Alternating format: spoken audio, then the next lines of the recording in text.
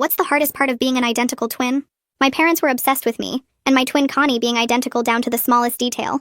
They had this whole philosophy that identical twins were nature's perfect creation, and that any difference between us was a flaw that needed correcting. Even our names were practically the same, Connie and Bonnie. Every single morning started the same way. We'd stand in the bathroom while Mom measured everything. Hair length with a ruler down to the millimeter. Weight on a scale that went to the decimal point. Height against the wall with marks in pencil. She'd measure our waists, our arms, our legs, even the width of our faces with this weird caliper thing. If anything was off by even the tiniest amount, she'd freak out. One time Connie weighed 0.3 pounds more than me after dinner, and Mom made her run on the treadmill for an hour, while I had to eat spoonfuls of peanut butter to catch up. We had to wear the exact same clothes every single day. Same underwear, same socks, same shoes, even though Connie's feet were slightly bigger and her toes were always pinched. We had the same haircut measured with a ruler every week. We weren't allowed to have different interests or hobbies because that might make us develop differently. We both had to take piano even though I was terrible at it and Connie was actually good. We both had to play soccer even though Connie hated running, so that my calves wouldn't look different. The crazy thing was that Connie and I actually got along really well. Deep down we were so different, with practically opposite personalities, but we were still best friends. We worked hard to stay identical so that we wouldn't make life harder for the other one, even though we both really wanted to be our own person. We always talked about how we'd escape once we turned 18, and I'd dye my hair pink, and Connie would never put on a running shoe again. When we hit puberty, things got even worse. We developed at slightly different rates, and Mom would stuff my bras to match Connie and wrap Connie's chest when she got bigger than me. Our faces started changing in tiny ways. Connie's nose got slightly wider and mine stayed narrow. One night, Mom came into our room with pamphlets from plastic surgeons and said we'd both be getting nose jobs when we turned 16 to make sure we stayed identical. She showed us before and after photos like she was planning a vacation. That was when Connie looked at me, and I could see she'd hit her limit. We started planning our escape that night. We had 2 years until the nose jobs, and we decided we weren't waiting around to let them carve up our faces. We started hiding money from birthday cards and Christmas. We researched bus routes to the nearest city where we had a cousin who'd always seemed normal. We were careful and patient, and we thought we were so smart. But then Mom found our escape fund. She didn't yell at first. She just made us sit at the kitchen table while she counted every single dollar and asked us what it was for. We tried to lie and say we were saving up for matching bikes, but she didn't believe us. Dad came home and they both just stared at us for like an hour without saying anything, which was somehow worse than screaming. They locked us in our room for a week. No school, no phone, barely any food. Connie cried herself to sleep every night thinking about them cutting into our faces. I started having panic attacks. We tried to come up with new escape plans, but they were watching us every second. They pulled us out of regular school completely and started homeschooling us so nobody could influence us. We had 4 months until the surgery date, and we felt completely trapped. Then 3 weeks ago, Connie was in the car with Dad going to the grocery store when someone ran a red light and hit the passenger side. I was at home with Mom when the hospital called. We got there, and they wouldn't let us see her for hours. When a doctor finally came out, he said she was stable, but her face had gone through the windshield. Broken jaw, shattered cheekbone, her nose was crushed. They were taking her into surgery. I couldn't breathe. This was Connie, my best friend, my other half. They operated on her 5 times over the next 2 weeks. When she finally came home, her face was completely different. The right side was covered in scars. Her jaw sat wrong. Her nose was a totally different shape. She didn't look like me anymore at all. That night, Mom and Dad called me into the kitchen alone while Connie was upstairs sleeping. Dad pulled out a folder full of medical documents and photos of Connie's injuries. He spread them across the table in front of me. Photos of her face right after the accident. Photos from each surgery. Detailed reports of every bone they'd broken and reset. I felt sick looking at them. Mom sat down next to me and put her hand on my shoulder. She said, "We've found a surgeon who can replicate Connie's injuries on you." My hands shake as I stare at the medical photos spread across the kitchen table. Each image shows Connie's face at different stages. The broken bones, the surgical repairs, the scars forming. Mom and Dad sit there watching me like this is a normal family discussion, like they're asking if I want pizza for dinner instead of proposing they surgically replicate my sister's car accident injuries on my face. I force myself to look at each photo even though my stomach is turning. There's Connie right after the accident with her face covered in blood. There's the x-ray showing her shattered cheekbone. There's a surgical report detailing every bone they broke and reset. I realize they're showing me a blueprint for what they want to do to me. My voice comes out flat and empty when I finally speak. "I need to think about this," I say, which buys me maybe 1 night before they expect my agreement. Dad closes the folder and Mom squeezes my shoulder like I've done something brave instead of horrifying. That night I wait until I hear Mom and Dad's bedroom door close and their TV turn on. I slip into Connie's room and she's awake, staring at the ceiling in the dark. I climb into bed next to her and we whisper so quietly I can barely hear her words around her wired jaw. "Not letting them," she slurs, and I squeeze her hand. We make a pact right there that we won't let this happen, that we'll find a way out even if we don't know what that looks like yet. Her hand is cold in mine and I can feel her shaking. She squeezes my hand 3 times, our old signal for, "I love you," and I squeeze back 4 times for, "I love you more." We're both crying silently, tears running down our faces in the dark. I stay there until she falls asleep, then creep back to my room before Mom does her midnight check. The next morning, I watch Connie struggle to eat yogurt through a straw at the kitchen table. Her face is still swollen and bruised, the right side covered in healing scars. She can barely move without help, and every little motion seems to hurt her. Mom stands nearby with Connie's pain medication, completely controlling when she gets relief. I realize Connie is trapped here in a way I'm not yet. She can't run, can't drive, can barely talk clearly enough to call for help. My stomach turns when I understand that any escape plan has to account for her medical needs, and how limited her movement is. She catches my eye and I see the same understanding there. We can't just run away like we planned before the accident. Everything is different now. That afternoon, Mom takes Connie to physical therapy and Dad's at work. The house is empty for the first time in days. I dig through the recycling bin in the garage until I find the surgery pamphlet Mom threw away after last night's discussion. My hands are sweating as I smooth it out on the kitchen counter. I pull out my phone and take photos of every page, making sure the surgeon's name and contact info are clear. Then I open the voice recorder app and test it, speaking quietly to make sure it actually works and saves the file. My heart pounds the whole time. I keep glancing at the driveway, terrified I'll see Mom's car pulling in. I manage to hide the pamphlet back in the recycling and delete the test recording before I hear the garage door opening. I'm sitting at the table doing math homework when they come in, acting like nothing happened. At breakfast the next day, Mom launches into her philosophy speech again, but this time she's reframed the whole thing. She talks about twin studies and psychological bonds and how Connie's trauma is my trauma. She says we need to share this experience to stay connected, that it's not about looking identical anymore, but about emotional healing. Dad nods along and adds that insurance might even cover it as reconstructive surgery for psychological distress. He says they've been researching it and there's precedent for twins undergoing matching procedures for mental health reasons. I feel sick realizing they've been working on how to justify this, finding ways to make it sound medical instead of crazy. Mom reaches across the table and takes my hand. "This is about keeping you and Connie whole," she says, like breaking my face would somehow fix what's broken. I decide to test the boundaries that evening by asking what would happen if I said no. I try to make it sound hypothetical and curious rather than defiant. But theoretically, what if I didn't want to do it? I ask. Mom's face goes cold immediately. She sets down her fork and looks at me with this hard expression I've seen before. She says that's not really a choice because I'm a minor and they're my parents and they know what's best for our mental health. Dad adds that refusing would be abandoning Connie when she needs me most, that I'd be choosing my vanity over my sister's healing. I watch that small hope I'd been holding on to just shrivel up and die. They're not asking my permission. They never were. The next morning, I'm helping Connie with her medication schedule, reading the labels and organizing pills into her daily container. Mom's in the shower and I can hear the water running. Dad's still at work. I notice there's this 20-minute window every single day when Mom showers and Dad hasn't come home yet. It's not much, but it's something. A small crack in their constant surveillance. I file this information away carefully. I catch Connie's eye and see that she noticed too. The way I'm moving slower and being more deliberate. She gives me the tiniest nod. We don't say anything, but we both understand this might be our only chance to make phone calls or hide things or do anything without being watched. I remember that Mom's sister Audrey lives in the city about 2 hours away. We haven't seen her in years because Mom said she was a bad influence, that she didn't understand the twin bond and tried to treat us like separate people. I find an old address book in the junk drawer while I'm supposedly looking for stamps. My hands are sweating as I copy down Audrey's phone number and address into my phone. I have to be fast because Mom could come looking for me any second. The fact that Mom cut her off makes me think maybe Audrey would actually help us. Maybe she'd see how twisted this has gotten. I slip the address book back exactly where I found it and close the drawer quietly. That night, I'm lying in bed when I notice my phone screen light up even though I didn't touch it. I check the timestamp on my Instagram and see active 2 minutes ago, even though I haven't opened it in hours. I realize Mom and Dad have been checking my phone, my social media, even my email. Over the next hour, I watch the pattern, seeing when the last active timestamps change. They check everything at night after we go to bed and again in the morning before we used to leave for school. I start planning around their surveillance schedule in my head. I need to be smarter than just deleting things. I need to hide information where they won't think to look. Use the draft folder instead of sent messages.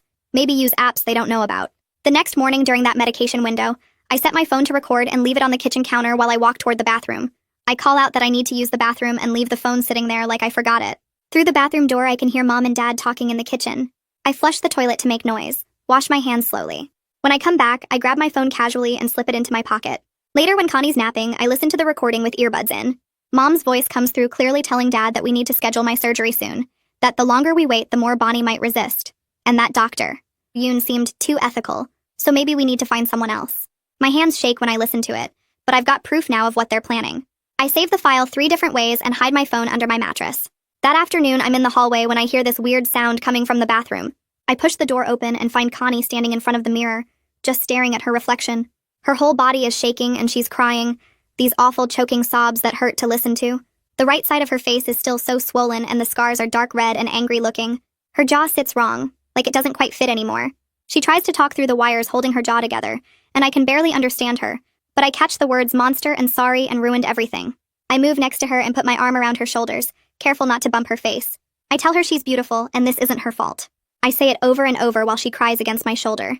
But inside I'm so angry at Mom and Dad I can barely think straight. They've made her feel like this. Like her injuries are something to be ashamed of instead of something that happened to her. She pulls back and looks at me with tears running down her face. She whispers through her wired jaw that she doesn't want me to look like this too. She says she'd rather be different from have me hurt. I promise her it's going to be okay, even though I don't know if that's true. At dinner that night, Dad cuts up Connie's food into tiny pieces so she can kind of mash it and swallow it. Mom's watching us both like always, making sure we sit the same way and hold our forks the same way. Then Dad just casually mentions that he's made a consultation appointment for me with a plastic surgeon in 2 weeks. He says it like he's talking about a dentist appointment or something normal. My fork freezes halfway to my mouth and I feel Connie go completely rigid in the chair next to me. Mom smiles this weird bright smile and says, "Doctor Yoon specializes in facial reconstruction and comes highly recommended." She talks about his credentials and his success rate like she's reading from a brochure. I put my fork down because I can't eat anymore. The timeline just became real. 2 weeks. I have 2 weeks before they try to make this happen. Connie's hand finds mine under the table and squeezes hard. Neither of us finishes dinner.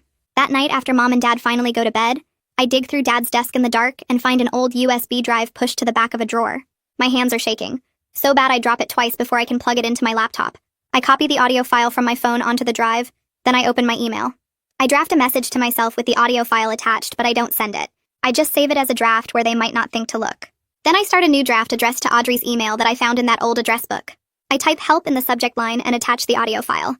My heart's pounding so hard I can hear it in my ears. I save that as a draft too. The evidence exists in multiple places now. If they find one copy, maybe they won't find all of them. I hide the USB drive inside a book on my shelf and clear my browser history. Then I put my phone back under my mattress and try to sleep, but I just lie there staring at the ceiling. The next day is Connie's hospital follow-up appointment. We drive there in silence and I pay attention to everything. While Mom talks to the doctors about Connie's healing progress, I watch how the hospital works. I notice where the social worker's office is, down a hallway past the elevators. I see how the staff interact with each other and with patients. I note which areas have the most privacy and which have cameras. There's a suggestion box near the elevators, one of those metal boxes with a slot on top. I memorize exactly where it is. The discharge nurse is friendly and patient. The security guard by the main entrance looks bored. Everything seems normal, but I'm cataloging it all, building a map in my head of where I might find help if I need it. While Mom takes Connie down the hall for imaging tests, I tell them I need to use the bathroom. Mom nods and tells me to hurry. In the bathroom, I lock the stall door and pull out a piece of paper I folded up in my pocket. I wrote it this morning during that medication window. The words are simple and direct. I'm 15 years old and my parents want to do surgery on me that I don't want. They say I don't have a choice. Please help. My hands shake so bad I can barely fold the paper back up. I leave the bathroom and walk past the elevators like I'm heading back to the waiting room. Then I stop and look around. Nobody's watching. I slip the folded note through the slot in the suggestion box and keep walking. My heart's racing and my hands are sweating, but it's done. The note is in there. Someone will read it. Maybe nobody will care, or maybe they'll think it's a joke, but at least I tried. That evening back at home, Mom catches me looking at the hospital bulletin board too long. She asks what I was doing. I scramble for an answer and tell her I was reading about volunteer opportunities. It's a stupid lie and her eyes narrow like she doesn't believe me. She doesn't say anything else, but I can tell she's suspicious. At dinner, Dad announces a new rule. I'm not allowed to wander off during Connie's appointments anymore. One of them has to be with me at all times. He says it like it's for our safety, but we all know what it really means. I spooked them by being too obvious at the hospital. They're tightening the surveillance. I look at Connie and see the same fear in her eyes that I'm feeling. We're running out of room to move. The next morning, during that 20-minute window when Mom's in the shower and Dad's not home yet, I move fast. I grab notebook paper and a pen and write everything down in a letter to Audrey. I explain about the surgery plan and the recordings and how we're trapped. I tell her we need help. I take the USB drive from its hiding spot and tape it to the bottom of the letter. Then I fold everything up and put it in an envelope. I write Audrey's address on the front and hide the whole thing in my backpack. That afternoon, Dad says we need to go to the post office to mail some bills. He tells me to come along to help Connie in and out of the car. At the post office, I hold the door for Connie while Dad's behind us carrying her out of the car. There's an outgoing mail slot right inside the door. I pull the letter from my backpack and drop it in the slot in one smooth motion. Dad doesn't see. We get back in the car and drive home, and I sit there thinking that letter is on its way to Audrey. She might not get it for days, but at least it's moving toward her. A few days later, I walk into the living room and find Mom doing what she calls identity maintenance on Connie. She's got her calipers out and she's measuring Connie's scars from every angle. She takes photos with her phone, close-ups of each scar and the way Connie's jaw sits now. She has a notebook where she's writing down which surgical procedures created which injuries. She's talking out loud about matching the scarring patterns exactly. I stand in the doorway watching this happen and something shifts inside me. It's not fear anymore. It's pure rage. This is so twisted and wrong, and she doesn't even see it. She thinks she's being scientific and careful. She thinks she's preserving something important. But she's planning to hurt me on purpose, and she's treating it like a craft project. I turn and walk away before she can see my face. I convince Dad I need to pick up a library book for homeschool. He's suspicious, but I show him the assignment I wrote myself, and he finally agrees to drive me. At the library, I head straight for the computers. I search for minor consent laws in our state. I read through legal websites and medical ethics pages. I learn that I can't actually be forced into elective surgery. Doctors need my assent for non-emergency procedures. Even though I'm 15, I have rights about what happens to my body. This knowledge feels like armor even though I don't know how to use it yet. I print out a few pages and fold them small enough to hide in my pocket. Then I clear the browser history carefully and check out a random book about World War II to make the trip look real. On the drive home, I sit in the back seat reading the book and thinking about consent and rights and how to make doctors listen to me. That night, Connie sits on her bed practicing talking around her wired jaw. She's so frustrated because she can barely make herself understood. Everything comes out slurred and muffled. She keeps trying the same words over and over, pushing sound through the wires and the swelling. Finally, she looks right at me and says as clearly as she can manage through her jaw, "You be mouth for both." I understand immediately what she means. She physically can't speak up for us right now. I need to be the one who talks. I need to be the voice for both of us since she can't use hers. I sit down next to her on the bed and take her hand. I promise her I will. I tell her I'll speak up and I won't let them do this to me. I'm terrified, and I don't know if I can actually keep that promise. But I say it anyway because she needs to hear it. We sit there in the dark holding hands, and I can feel how much she's counting on me. The next day, Dad sits me down at the kitchen table with a yellow legal pad and a pen. He's written out exactly what I should say to Dr. Yoon during the consultation next week. The words are all there in his neat handwriting, talking about how I want to share Connie's experience and maintain our twin bond, and how looking different from her is causing me psychological distress. He makes me read it out loud first, then again, then again. When I stumble over a word, he corrects me and makes me start from the beginning. We do this for over an hour until I can recite every line without pausing or messing up. My voice stays steady and clear even though inside I'm screaming at how wrong this all is. I perform the words perfectly, like I'm reading lines in a play about someone else's life. When Dad finally nods his approval, I glance toward the doorway and see Connie standing there watching.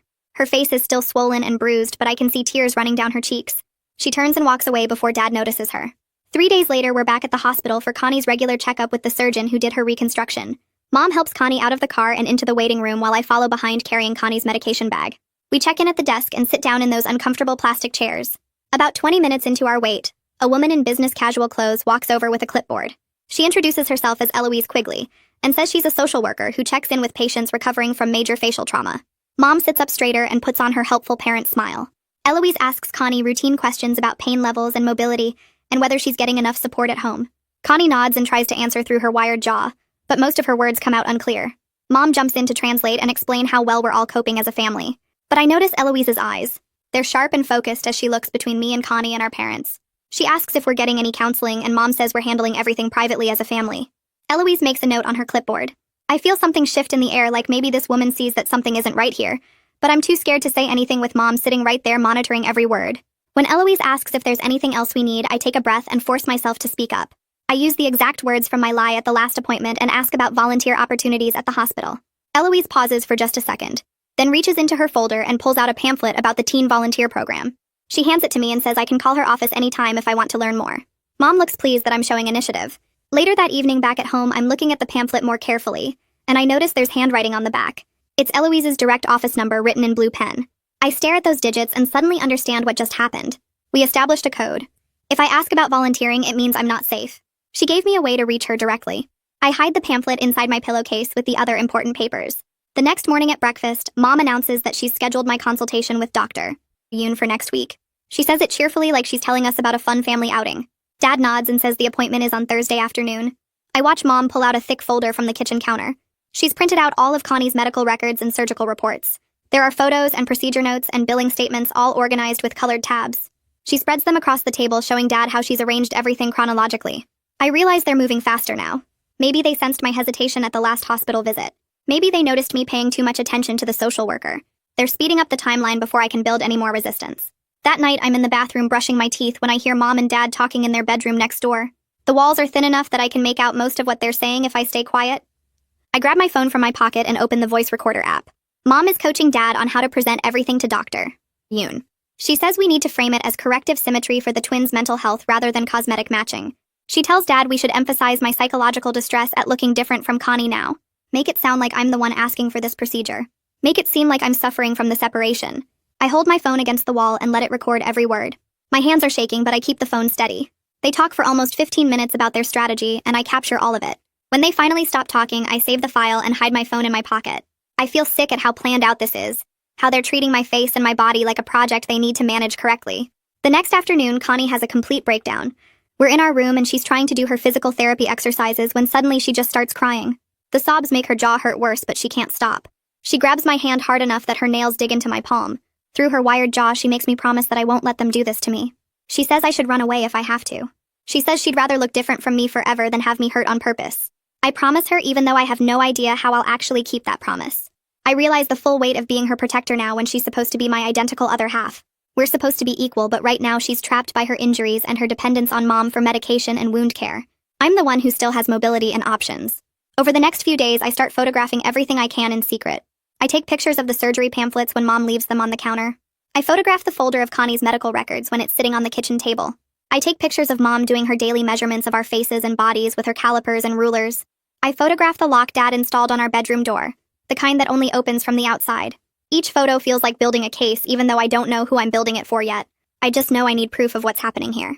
One morning, I wake up to find that Dad has installed that new lock on our bedroom door. I didn't hear him do it during the night, but there it is. A keyed deadbolt that only works from the hallway side. He says it's for our safety, to make sure we don't wander around the house when we should be sleeping. But we both know it's about control. That night, after they think we're asleep, I get up and test the door as quietly as I can. I turn the handle slowly and push. Nothing. We're literally locked in. The panic that hits me is different now. Sharper and more urgent than before. 2 days later, we're back at the hospital for another checkup. The discharge nurse hands Connie her paperwork in a folder, and I flip through it while Mom is talking to the receptionist about scheduling. Tucked inside between the appointment summary and the medication list is Eloise's business card. On the back are local crisis numbers and a domestic violence hotline. It's subtle enough that Mom doesn't notice when she takes the folder from me and puts it in her purse. Later when we get home, I memorize every number on that card before hiding it inside my pillowcase with everything else. That evening after dinner, I lie in bed and practice calling the minor rights hotline in my head. I rehearse what I would say and how I would explain our situation. I memorize the domestic violence number too, even though I'm not totally sure if this counts as violence when there's no hitting involved. I repeat the numbers over and over until they're burned into my brain, a lifeline I can access even without my phone since Dad took it away. I go through the script in my mind, imagining the conversation, preparing myself for when I might actually need to make that call for real. The next morning, I wake up to Mom sitting on the edge of my bed with a stack of old photo albums in her lap. She's smiling this soft, sad smile and patting the space next to her like I'm 5 years old again. I sit up slowly, and she opens the first album. Pages of me and Connie as babies dressed in identical pink outfits. Mom starts pointing at each photo and talking about how perfect we were together, how people would stop her on the street to admire her beautiful, identical twins. She turns page after page, showing us at every age, always matching, always together, and her voice gets this dreamy quality like she's talking about something precious that's slipping away. Dad appears in the doorway holding a shopping bag and pulls out 2 sets of matching pajamas, soft pink ones with little stars on them, the kind we wore when we were maybe 8. Mom's eyes fill with tears, and she says we're still her beautiful, identical daughters no matter what, that we'll always be perfect together. I feel this pull in my chest, this want to believe her and curl up between them like when I was little and everything felt safe. But then I look over at Connie sitting on her bed watching this whole scene, her face still swollen and scarred, and I remember what they want to do to me. I force myself to think the word manipulation over and over in my head like a shield against the warm, fuzzy feeling Mom's trying to create. They can love us and still hurt us, I remind myself. Those things aren't opposites in their minds. After breakfast, I lock myself in the bathroom and stand in front of the mirror practicing what I need to say. I start quiet, barely a whisper, forcing the words out. I do not consent. My voice shakes on the word consent like my mouth doesn't want to form it. I try again, louder this time, watching my reflection. I do not consent to any surgery. The words feel foreign and formal. Not like something a 15-year-old would say. But that's what I found in my research, so that's what I practice. I try different tones, testing which one sounds most firm. I do not consent, calm and flat like I'm stating a fact. I do not consent. Loud enough that I worry someone might hear through the door. I do not consent. Quiet but steady like I mean every word. I must practice for 20 minutes, saying it over and over until the words stop making my throat tight. When I finally open the bathroom door, Connie's standing in the hallway. She can't talk much around her wired jaw, but she nods at me. This small movement that says she approves, that I'm doing the right thing. The words feel like some kind of spell I'm learning to cast. Like if I say them enough times, they'll have actual power when I need them to. Over the next few days, I check the mail every single time I hear the mailman's truck. I watch out the window until he drives away. Then I'm at the mailbox before Mom can get there first. I'm scared my letter to Audrey bounced back, that the address was wrong or she moved and Mom will find it and know what I did. Each day that passes without it showing up feels like maybe it's safe, Maybe it actually got to Audrey, but I have no way to know for sure. The not knowing eats at me in this constant low-level way, like I'm waiting for bad news that might never come. But at least there's a chance now. A possibility that someone outside this house knows what's happening to us. On Thursday, we have to take Connie to her physical therapy appointment at the clinic. The therapist is this woman in her 30s with kind eyes who works with Connie on jaw exercises and facial movements. She starts asking questions while she's helping Connie, casual stuff about how we're doing at home and if we're getting enough rest. Mom jumps in immediately, answering before either of us can speak, talking about how supportive the family is and how we're all helping Connie heal together. The therapist nods and smiles but keeps directing questions at us, asking Connie if she's feeling okay emotionally, and asking me how I'm handling the changes. Mom keeps intercepting, spinning everything to sound normal and loving and like we're this perfect family unit dealing with trauma together. I catch the therapist's eye for just a second, and I see something there. This flash of recognition like she knows something's off. But Mom's right there the whole time, never leaving us alone for even a minute, and I watch the therapist's face shift into professional neutrality.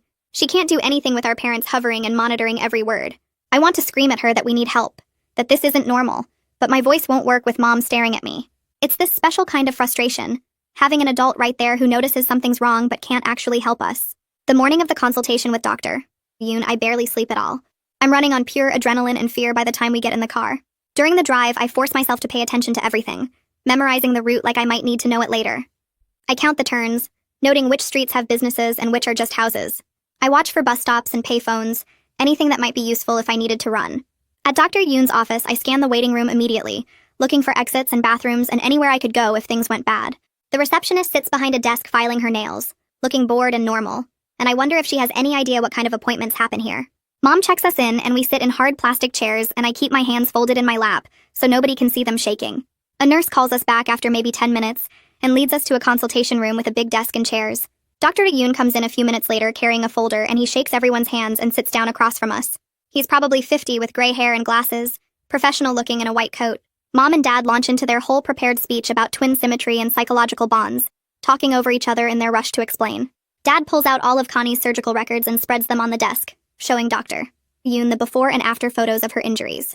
Mom talks about how connected we've always been, how we've never been apart, how my distress at looking different from Connie now is causing me depression and anxiety.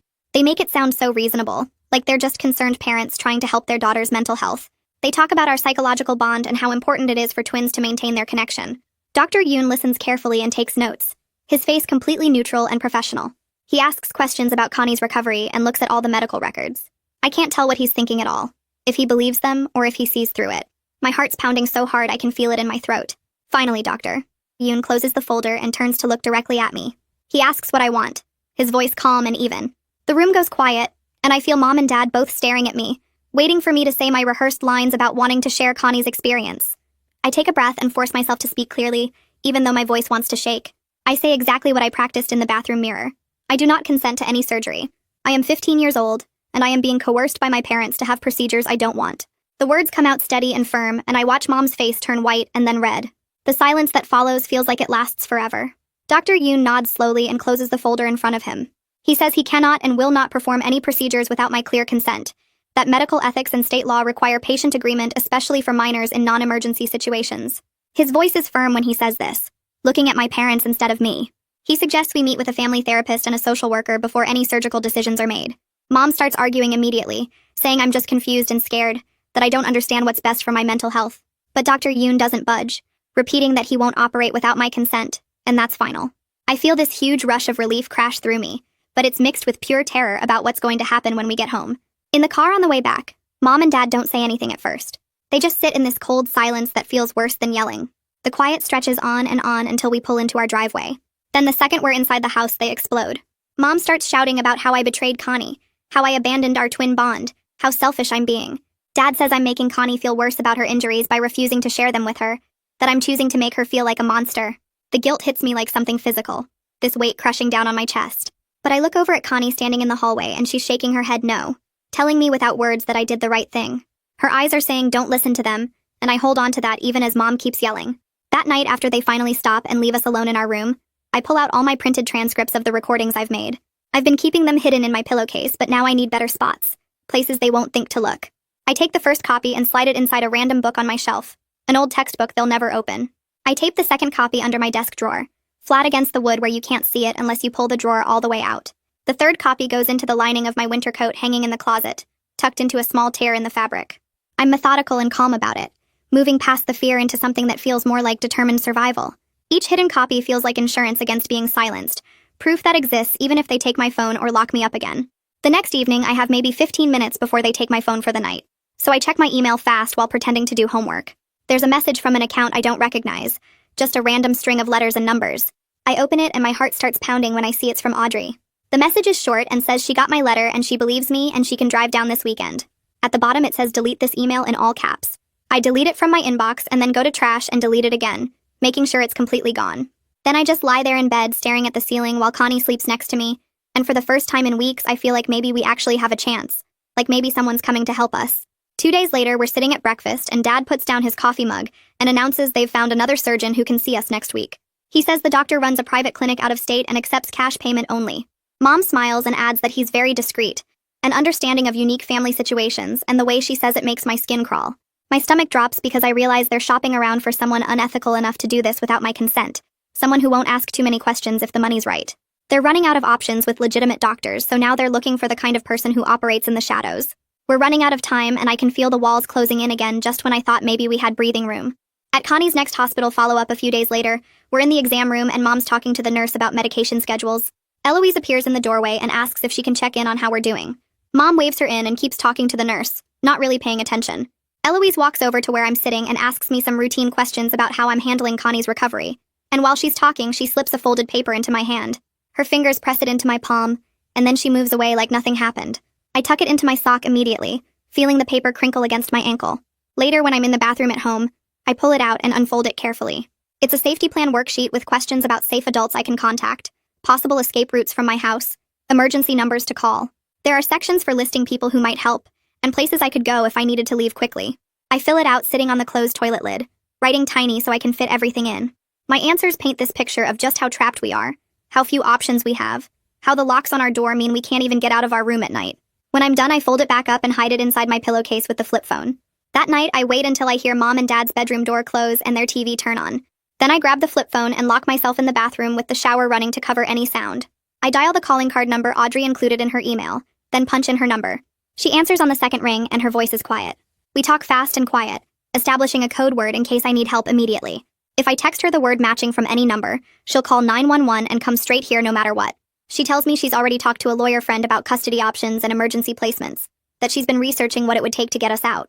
I flush the toilet to cover my voice when I tell her about the out-of-state surgeon and the cash payment. She says she's taking this seriously and she's ready to act when we need her. When I hang up, I feel steadier, like there's actually a plan forming instead of just desperate hope.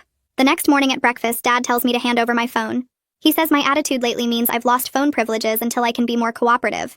I give it to him without arguing because I'd already moved everything important off it and hidden the old flip phone where they won't find it. I keep it in my pillowcase at night and move it to my sock during the day. Watching Dad take my phone and thinking he's won something feels like a small victory, because they don't know about every backup plan I've built. That afternoon, Connie's pain spikes badly, and she's crying because her jaw hurts so much even with the medication. Mom rushes in and gives her extra pain pills and sits with her, stroking her hair. Then she looks at me and starts in about how I'm making everything worse by refusing the surgery. She says I owe Connie my face, that sharing this would help Connie heal emotionally from the trauma. She says twins are supposed to share everything, and by refusing, I'm abandoning Connie when she needs me most. The guilt crashes over me in these huge waves, and I feel it pulling me under, making me want to give in just to stop feeling so terrible. But then something else cuts through it. This sharp anger that feels cleaner than the guilt. Consent isn't something you can owe someone, not even your twin sister. Mom's manipulation is so clear to me now, the way she's weaponizing Connie's pain to control me. I look at Connie and she's shaking her head slightly, telling me not to listen, and I hold on to that instead of the guilt. At the next clinic visit a few days later, I wait until Mom's distracted talking to the receptionist about scheduling. Then I walk up to a nurse and ask about volunteer opportunities, using our code words carefully. She doesn't react much but nods and tells me to follow her. She leads me to a stairwell away from the main waiting area, and Eloise is already there waiting. I tell her everything in a rush, my voice shaking but getting it all out. The new out-of-state surgeon, the cash-only payment, how Mom and Dad are escalating and getting desperate. I tell her about the bedroom locks and the phone confiscation, and how they're watching us constantly now. Eloise listens without interrupting and takes notes on a small pad, asking specific questions about dates and times. She asks if I feel safe going home today, and I say yes because I don't know what else to say, but we both know it's not really true. When I'm done, she tells me she has enough to file a report and that she's taking this seriously. Eloise explains the CPS reporting process to me in clear terms that don't sugarcoat anything. She's mandated to report what I've told her, and an investigator will be assigned to our case. They'll interview everyone separately, including me and Connie and our parents. But she's honest that it's not instant, that the system moves slowly, and there are no guarantees about outcomes. She says my parents might get warnings before any real action is taken, that family preservation is usually the goal. It's hard to hear, but at least I know what to expect now instead of hoping for some dramatic rescue that might not come. She gives me her direct number again and tells me to call if anything changes, or if I feel unsafe. I memorize the number and thank her, then head back to the waiting room before Mom notices I've been gone too long. Over the next few days, Mom and Dad notice I seem calmer, and it makes them suspicious instead of relieved. They start checking my pockets before and after every bathroom trip, patting me down like I'm trying to smuggle something. They time how long I'm in there with the door closed. I hear them listening at the door when I'm supposed to be sleeping. So I adapt and get better at hiding things, acting more natural around them, keeping my face blank and cooperative. I move the flip phone constantly so they won't find it in the same spot twice. I practice looking defeated and tired so they think they're winning. The performance is completely exhausting, but I'm getting better at it, learning to split myself into the version they see and the version that's actually planning our escape. Late one night, the flip phone buzzes with a text from a number I don't recognize. It's Audrey using a new burner phone. She says she's in town and booked a motel room, asking when Connie's next appointment is. We coordinate through quick messages that I delete immediately after reading. She'll be in the clinic lobby tomorrow afternoon during Connie's physical therapy session. I tell Connie in whispers after I'm sure Mom and Dad are asleep, and I watch relief wash over her face even though we both know this could go very wrong. That if Mom and Dad catch us trying to leave with Audrey, it might be the last chance we get. The next morning, I wake up to Mom standing in our doorway with her arms crossed. She says the out-of-state consultation got moved up and we're leaving in 2 days, that she already packed a bag for me with everything I'll need. My stomach drops because I can see the timeline collapsing right in front of me. Whatever institutional help might be coming won't arrive fast enough now. Mom watches my face and I force myself to look calm, even though inside I'm screaming. She leaves and I check under my pillow for the flip phone, making sure it's still there and charged. Connie catches my eye from her bed and I can see she knows what this means too. We're out of time for slow processes and careful documentation. Everything has to happen today at her appointment, or it won't happen at all. At the clinic that afternoon, I wait until Mom's focused on Connie's check-in paperwork. Then I walk up to the nurse's station and ask about volunteer opportunities. The nurse's eyes flicker with recognition, and she nods, disappearing down the hallway. Within 2 minutes, Eloise appears and gestures for me to follow her to a quiet corner. I tell her about the out-of-state trip in 2 days, how it's a cash-only clinic, how Mom already packed my bag. Eloise's expression stays professional, but I see something shift behind her eyes. She tells me to wait right here and walks away quickly. I stand there counting my heartbeats and watching Mom across the waiting room. 5 minutes later, Eloise comes back with a man in a gray suit carrying a leather folder. He introduces himself as James Strickland from CPS and asks if I'm willing to talk to him privately. I nod and follow them both down a hallway to a small office with a desk and 3 chairs. James sits across from me and pulls out a notepad. He explains that Eloise filed a report based on our previous conversation, and he's been assigned to investigate. He asks if I have any evidence to support what I told Eloise. I pull out my phone with shaking hands and show him everything. The audio recordings of Mom and Dad planning how to manipulate doctors. The photos of Connie's medical files spread across our kitchen table. The screenshots of text messages about finding surgeons who won't ask too many questions. The pictures of the lock on our bedroom door that only opens from outside. James listens to each recording with headphones, his face completely neutral. He takes notes in neat handwriting and asks me to email him copies of everything. His questions are specific and detailed. When did the coercion start? What exact words did my parents use? Have they made any direct threats? Do I feel physically safe at home right now? I answer everything as honestly as I can, my voice somehow staying steady even though my hands won't stop shaking. He asks about the out-of-state clinic and I tell him everything I know, which isn't much except that Mom said they accept cash and are very discreet. James writes it all down with this focused intensity that makes me feel like maybe someone's finally taking this seriously, like maybe this isn't just another adult who's going to tell me I'm overreacting. James closes his notepad and explains what happens next. He needs to interview Connie separately to get her statement. Then he has to speak with my parents to hear their side. He's gathered enough for an emergency investigation, but he needs what he calls corroborating statements from multiple sources. He asks more questions about our living situation, and I tell him about the surveillance, how they check my phone every night, how they time my bathroom trips, how we're locked in our bedroom. I describe the surgery plans in detail, explaining how they want to replicate each of Connie's injuries on my face. He asks if I've ever consented to any of this, and I say no. Never. Not once.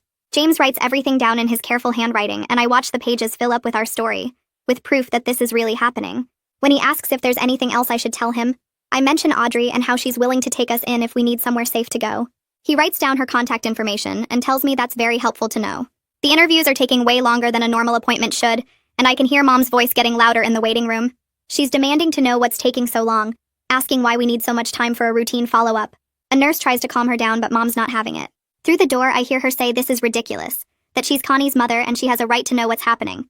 James glances at the door but doesn't seem worried.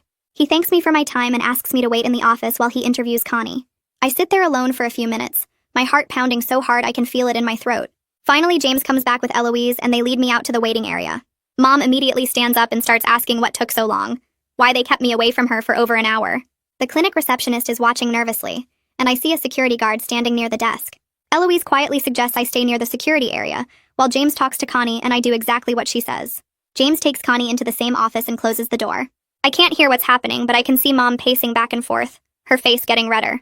Dad shows up 20 minutes into the interview, having left work early when Mom called him. They're both standing near the office door now, their body language tense and angry. Inside that room, Connie can barely talk around her wired jaw, but she's got a notepad and pen. Later, James tells me what she wrote in shaky letters that took her forever to form. They won't let us be different. That's all she managed to write at first, her hand cramping from the effort. But then James asked her specific questions, and she wrote yes or no answers. Do you want this surgery for yourself? Number. Do you want your sister to have surgery? Number. Are you afraid of your parents? Yes. James takes photos of her face from multiple angles, documenting every scar and the way her jaw sits wrong.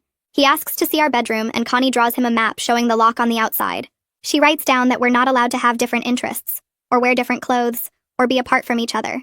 James gets copies of all her medical records from the clinic, the full documentation of every surgery she's had since the accident. When they finally come out of the office, Connie's crying, but there's something like relief in her eyes too. Like she's finally been able to tell someone the truth without Mom standing right there controlling the narrative. The drive home is completely silent except for Mom and Dad's tense questions. What did we tell the social worker? Why did it take so long? What were they asking about? I give vague answers about routine follow-up questions and Connie's recovery progress. Dad's hands are tight on the steering wheel, and Mom keeps turning around to stare at us from the front seat. I wait until they're both focused on the road, Dad navigating a tricky merge and Mom looking at her phone. Then I pull the flip phone out of my sock under the cover of my jacket. My hands are freezing cold but completely steady as I type out one word to Audrey's number. Matching. I hit send and watch the message go through. Then I power off the phone and slip it back into my sock before either of them notice. My heart's hammering, but I keep my face blank and tired looking, like I'm just exhausted from a long appointment. Whatever happens next, at least we tried everything we could. At least someone knows and someone's coming. We've barely been home for an hour when there's a knock at the front door. Dad answers it and I hear him say something confused. Then 2 police officers are standing in our entryway asking to come in. Mom rushes over demanding to know what this is about. The officers say they're doing a welfare check based on a report filed with CPS. Dad's face goes red and he starts insisting everything's fine, that this is a huge misunderstanding, that someone must have misinterpreted a private family medical decision. Mom's talking over him about how they're just trying to help their daughters maintain their special twin bond. The officers ask to speak with me and Connie separately, and Mom says absolutely not, we're minors, and she has a right to be present. Then there's another knock and Eloise and James arrive. James has his CPS credentials out and he's very calm and professional, as he explains that he needs to conduct interviews as part of an emergency investigation. Mom and Dad are furious now, their voices rising, but the police officers are standing right there so they can't do much except demand to call their lawyer. James says that's their right, but the interviews are happening either way. I catch Connie's eye across the room and we're both shaking, but we're not backing down. Not now. Not when help is finally here. James asks everyone to sit down in the living room. He's got his folder open with all his notes and documentation. He starts laying out everything he's learned today. The coerced surgery plans where I've explicitly refused consent. The out-of-state cash clinic they found specifically to avoid ethical oversight. The recordings where they discuss manipulating doctors and presenting false narratives. The bedroom lock and surveillance and isolation. Mom interrupts saying this is just cosmetic surgery for mental health purposes, that twins need to look alike for their psychological well-being, that she's read studies about it.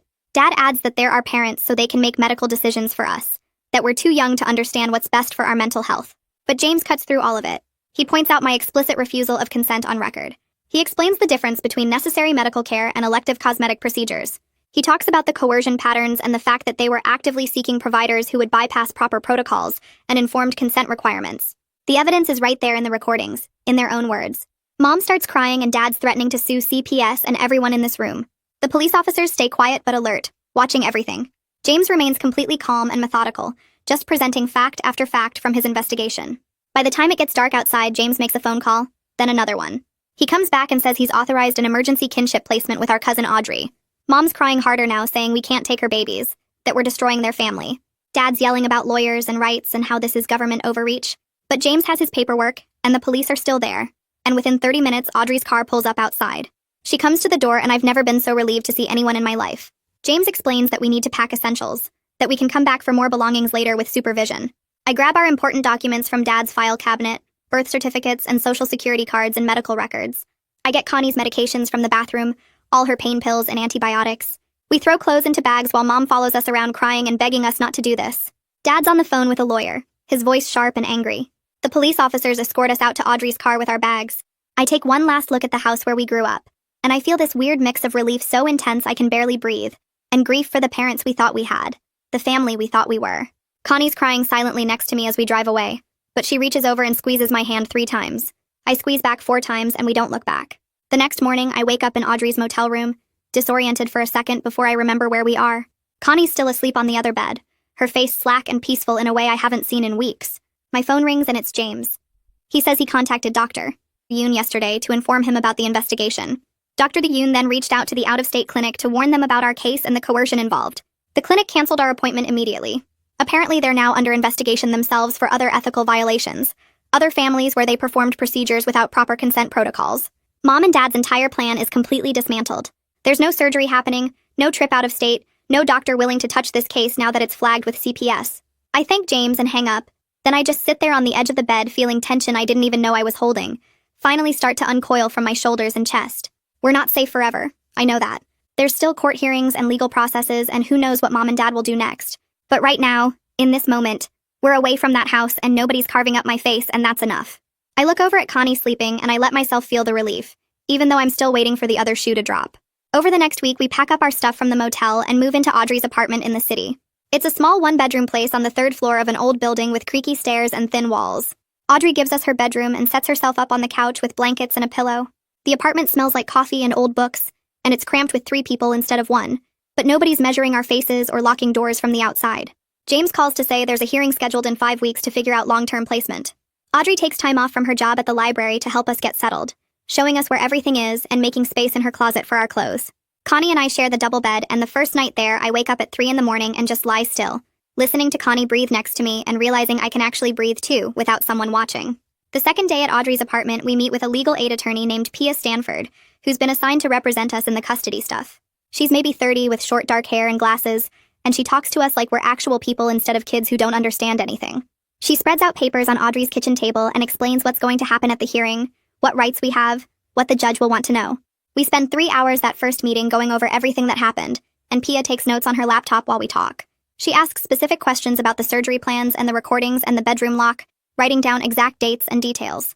When Connie tries to apologize for talking slow because of her wired jaw, Pia just waits patiently and says they have all the time we need. At the end, she looks at both of us and says she's going to fight for us to stay with Audrey, that what our parents planned was wrong and the court needs to protect us. I feel something loosen in my chest because this is the first adult with actual legal power who's completely on our side. That same week, Connie starts therapy with someone who works with trauma cases. The office is in a medical building downtown, and the waiting room has old magazines and a fish tank. I sit there during her first appointment, watching the fish swim in circles and checking my phone every few minutes. Connie's in there for almost an hour, and when she comes out, her eyes are red, but her shoulders look less tight than they've been in weeks. The therapist is a woman named Dr. Foster, who asks me to come in for a minute at the end. She explains that she's going to work with Connie on trauma from the accident and the surgery plans, but also on identity separate from being a twin. She says she wants to see me too, but separately. Different appointment times, because we need to be treated as individuals with our own needs, instead of as one unit that has to match. It's such a simple thing, but it hits me hard because nobody's ever approached us that way before. On Thursday, Mom and Dad get their one supervised phone call for the week, and James sets it up through his office with him listening on the line. They're so calm and reasonable that it's weird. Nothing like the people who locked us in our room and planned to have my face carved up. Dad's voice is steady when he says they were just trying to protect the twin bond, that they didn't realize we felt trapped or scared. Mom cries and says she loves us, that everything she did was because she wanted us to be close forever. I feel the old guilt starting to creep up my throat, that familiar feeling that maybe we're the ones who messed everything up. But then Connie reaches over and squeezes my hand 3 times, and I remember that love doesn't justify planning to surgically hurt your kid without their consent. The call ends after 15 minutes and Audrey makes us hot chocolate and doesn't ask what they said. The next week, the school district does an assessment to figure out where we are after being homeschooled for 4 months. We sit in an office with a counselor who has us do some tests and asks questions about what subjects we liked and what we want to study. When she asks about elective classes, I say, I want to try art, something I've never been allowed to do because Mom said it might make my hands develop differently than Connie's. Connie says she wants drama class and her voice is quiet but clear even through the wired jaw. The counselor just writes it down like it's completely normal for twins to have different interests, like we're not asking for something impossible. It's such a small thing, but it feels huge. This idea that nobody's going to force us to take identical schedules or do the same activities. We can just be two different people who happen to look similar. One Saturday afternoon, I'm standing at Audrey's bathroom sink with a box of pink hair dye we picked up at the drugstore on the corner. My hands shake a little as I separate out a small section of hair near my face, maybe an inch wide. It's not dramatic or anything, just one streak. But it's mine and it's different, and I'm choosing it on purpose. I follow the instructions on the box, mixing the dye and applying it carefully, and the chemical smell fills the small bathroom. Connie watches from the doorway, leaning against the frame, and when I look at her in the mirror, she's smiling. Not the sad smile from before the accident, not the scared smile from the hospital, but a real smile that reaches her eyes. I rinse out the dye and dry the streak, and it's this bright pink against my brown hair, visible and obvious, and completely different from Connie's appearance.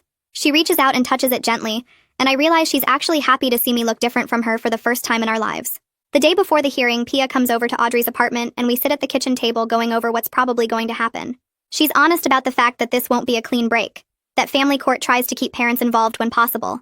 She explains the likely outcomes: temporary custody orders, required counseling for mom and dad, supervised visits, ongoing CPS monitoring. She shows us example court orders and explains what each section means, what protections we can ask for. I appreciate that she's not promising us we'll never have to see our parents again, even though part of me wants someone to guarantee that. Connie writes questions on a notepad because talking is still hard, and Pia answers each one carefully. By the end of the meeting, I feel prepared instead of just scared, like I know what to expect, even if it's not perfect. The hearing happens on a cold morning 5 weeks after we left home. The courthouse is this big stone building downtown with metal detectors at the entrance and security guards everywhere. We meet Pia in the lobby, and she walks us through what's going to happen, who's going to testify, what the judge will ask. The courtroom is smaller than I expected, with wooden benches and fluorescent lights. Mom and Dad are already there with their lawyer, and Mom starts crying when she sees us, reaching out like she wants to hug us. The bailiff makes everyone sit down, and the judge comes in, an older woman with gray hair and glasses who looks tired. James testifies first about his investigation and what he found, showing the judge copies of the recordings and photos. Eloise talks about her concerns from the hospital visits. Dr. Yoon explains why he refused to do the surgery, and how our parents were looking for less ethical providers. Pia presents our statements that we wrote together, reading parts out loud. The judge asks us questions directly, and I answer as clearly as I can, explaining that we don't want surgery and we don't feel safe going back home. Connie writes her answers, and the judge reads them carefully. Mom and Dad's lawyer tries to make it sound like they were just concerned parents making medical decisions, but the judge cuts him off and says coercing a minor into unwanted surgery isn't a medical decision. After 2 hours of testimony, the judge makes her ruling. No elective procedures can be done on either of us without our explicit written consent. Kinship placement with Audrey continues. Mom and Dad have to complete family therapy before any unsupervised contact. There will be supervised visits twice a month with a social worker present. CPS will monitor the case for at least a year. It's not everything I hoped for, but it's enough. And I feel this careful relief mixed with sadness about how completely our family broke apart. That evening back at Audrey's apartment, Connie falls asleep on the couch, exhausted from the long day at court. I sit at the kitchen table with a notebook and start making lists, because that's what helps me feel in control. School supply needs for when we start next week. Therapy appointment times for both of us. A meal plan where we each pick different dinners on purpose just because we can. Audrey's at work and the apartment is quiet except for Connie's soft breathing and the hum of the refrigerator. I write down everything we need to do and everything we want to try, till I realize I'm planning a future, instead of just surviving today. We're not okay yet and maybe won't be for a long time, but we're safe and we're separate people now, and that feels like the beginning of something real. That's my take, but come on. I know you've got opinions. Drop them in the comments. I'm ready for it. I read through everything, so tell me what you'd do differently. Let's see which comment starts the biggest debate.